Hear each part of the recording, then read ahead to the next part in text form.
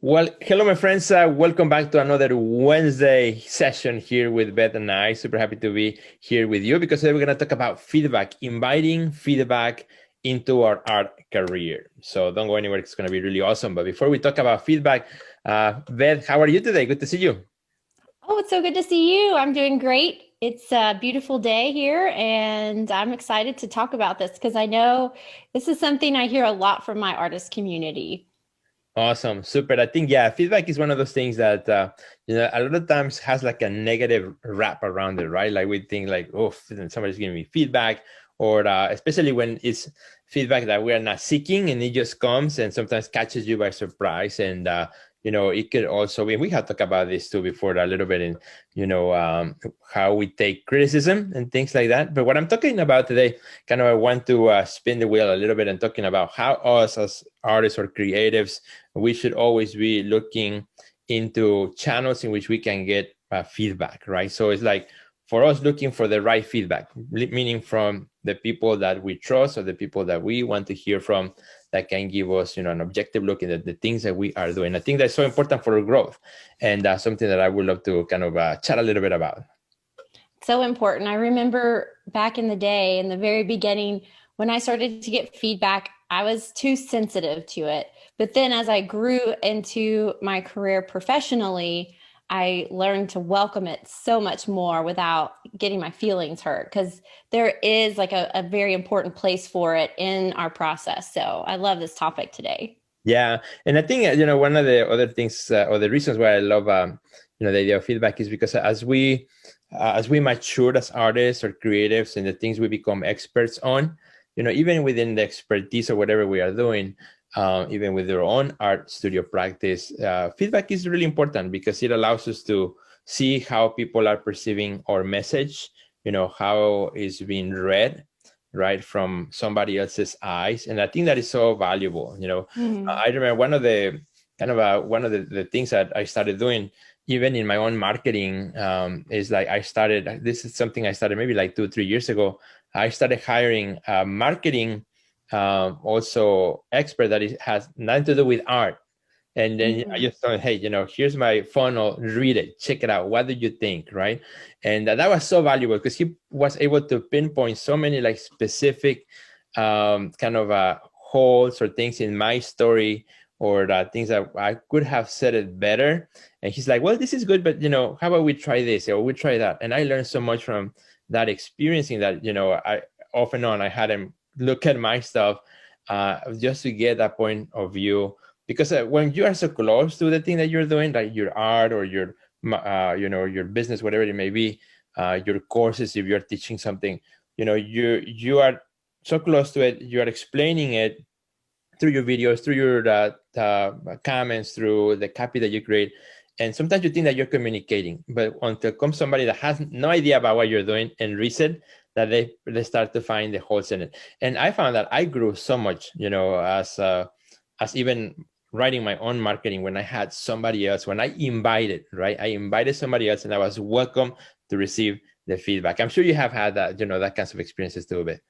Oh, yes, I've done the exact same thing, and it has helped me grow leaps and bounds. And it really helps to have a discerning eye, especially someone who can come in, see what you're doing, and tell you this makes sense or this doesn't make sense. Because if it's confusing to you, it's confusing to your audience. And so I think that's why it's important to have these kinds of conversations. That way we create more clarity and we're able to communicate, whether that's through our business marketing or even our own artwork, we're able to communicate that much better with the Right. people that we want to reach. So this is Right. such a timely topic because I think we're all like maybe thinking of like tweaking what it is that we're doing so that we can communicate better. Because if we're doing a lot of work virtually, then that's a barrier that we have to make sure that we don't get blocked by. So great Right. topic today.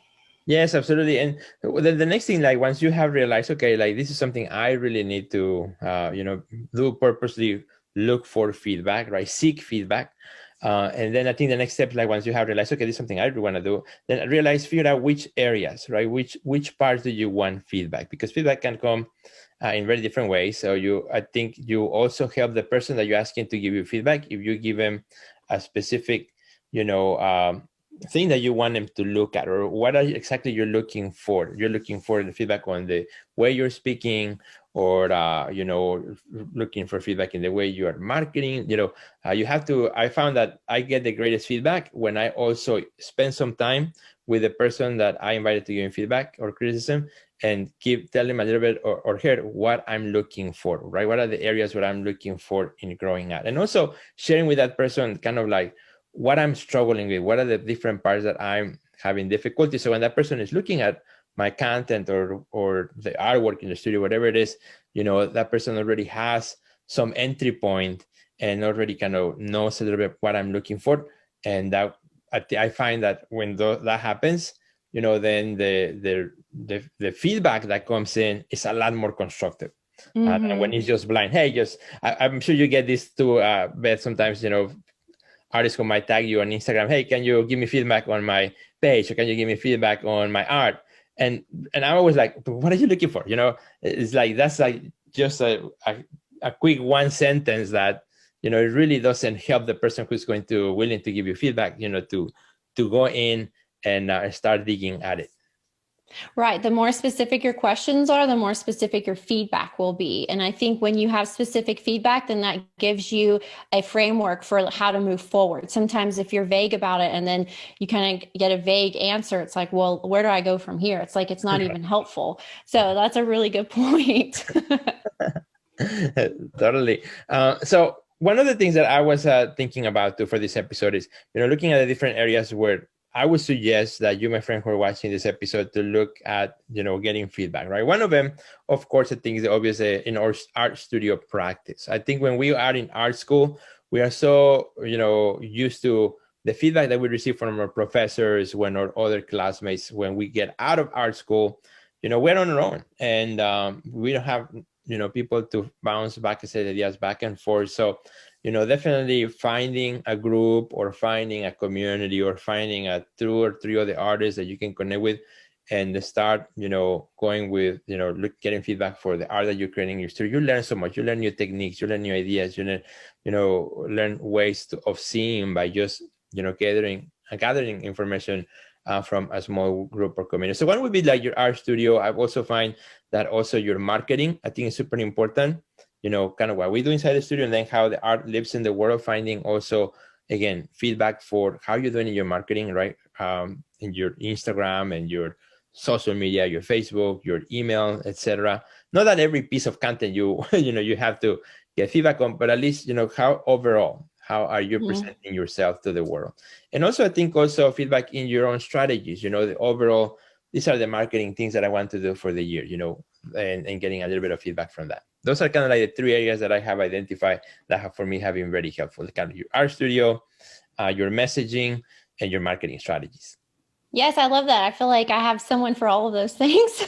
I have a really great creative partner that I work with on everything that I do. We're always bouncing ideas off of each other. And I have learned that it has been really helpful not to only have like a visual artist, help me through thinking through ideas, but a storyteller, a poet, a comedian, like people who do other types of artwork. I think it's really helpful to get their feedback, even though painting may not be their expertise, but they understand the creative process and they're able to speak the same language as you. And so I think that can be really helpful. And I do have a marketing person, and I do have a coach that helps me think through my strategies for the next 12 months. So you hit all the right things, I think, to think about, because it really helps when you have this kind of support team around you. And I know for a lot of artists starting out, you think, wow, how can I get to that point? I don't even know where to begin. And it just starts with asking lots of questions, reaching out, building relationships. My marketing person, we do a lot of trading, and she needs things that I do and I need things that she does, and we're friends. And so I respect her and her expertise, and vice versa. And so it just kind of is a nice relationship and just worked out. But that didn't happen overnight, right? It was just something I slowly grew into. And I think the more that we reach out for help, the more that we're going to find what it is that we're looking for. Right, absolutely. And then one last piece of advice on that, as you look for feedback, also don't expect that because you're looking for feedback right now, everybody's going to be willing to jump in and give you the feedback, right? And it's how you ask matters. when you ask, and also giving the opportunity to the other person to say yes or no, right? I think that's so important. That's like, okay, I'm ready for feedback. So Beth, can you give me feedback? Well, Beth might be right now super busy on something that she's doing and she's not able to give me feedback. Then I'm upset at Beth because she didn't give me feedback in my timing when I wanted it, right? And so important to honor also the time that other people have, and find the venues in which other people can give feedback. For example, when I wanted feedback on my marketing, I had to hire the guy, right? So that for me, I knew it was an investment on my money because he was going to come in and give me the feedback that I was looking for, right? It's his job, so I wanted to compensate him for what he was doing too. And sometimes, like you said, sometimes you find a friend that, that can happen, but not always is the case.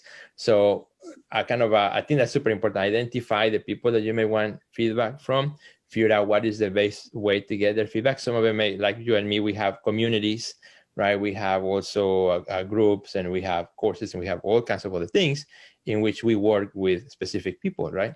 So always look for those things and not expect that, hey, I'm just reaching you and I'm expecting that you're going to give me 30 minutes of your time for a feedback just because I'm ready. Yeah, patience is so important in this process too, and asking for what you need by giving it a container. I know there's right ways and wrong ways of asking for help, because sometimes when you ask for help, the person really wants to help you, but maybe they can't right in that moment, and then they feel bad about that. Like, I know if I can't get to something, like it kind of like pulls away, it distracts me. But if you say, I'm working on something in the next 10 days, it would be great if you had. So it's like, oh, okay, I have some time. Let me look forward into the future and see when I can get, like, really, serve this person in the best way possible, instead of like feeling like you have to do it right then, right there. I mean, be patient, build those relationships, ask a lot of good questions, join communities online. I think we have so many tools these days to get the feedback that we need. So don't be discouraged in this process. Know that there are people out there who want to help. And if you just keep asking great questions, you're going to figure out your way. Absolutely. Well, with this, we'll end it, my friends. Thank you so much for checking out the conversation this week. And I invite you, to seek feedbacks in the areas that you need to grow as an artist, as a creative. See what is going to be your next step after this video. Identify that, make an action plan, and go for it. So thank you, Beth, for being here. Where can our friends find you on social? You guys can find me at bethenglish.com, on Facebook and Instagram, and Clubhouse at Beth English. My handle's the same across all the platforms, luckily for me. And looking forward to connecting with you. I connected with so many artists last week when we were on Clubhouse, Sergio. So many messages, so many great conversations. Oh man, it was great. I just really love connecting with you. So please reach out and let's have a conversation about where you are in your art practice. I would love to hear. And what about you, Sergio? Yes, thank you, Beth, for sharing. You can also find me everywhere at Sergio Gomez Art, and we'll be also really happy to connect with you. And online, you can find me at sergiogomezonline.com. So thank you for checking it out, and please do us a favor, click on that little share button that you see at the bottom, and that would be really awesome. Bye, Beth. Have a good day. Bye, everybody. Bye.